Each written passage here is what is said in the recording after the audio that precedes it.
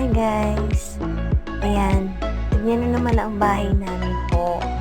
Ayan, pag may dalawa ka talagang anak or kahit ilan, magulo. Kaya sa gabi ako naglilinis sa bahay. Kasi kalat sila ng kalat. Kaya hindi muna ako naglilinis. So ayan, tignan na naman yung mga laruan, lahat po ng ginagawa yan. Naglilinis na pag nagbubugas na pala ako dyan po. Kasi kakatapos lang namin kumain na namin. Nagbubugas na ako dyan.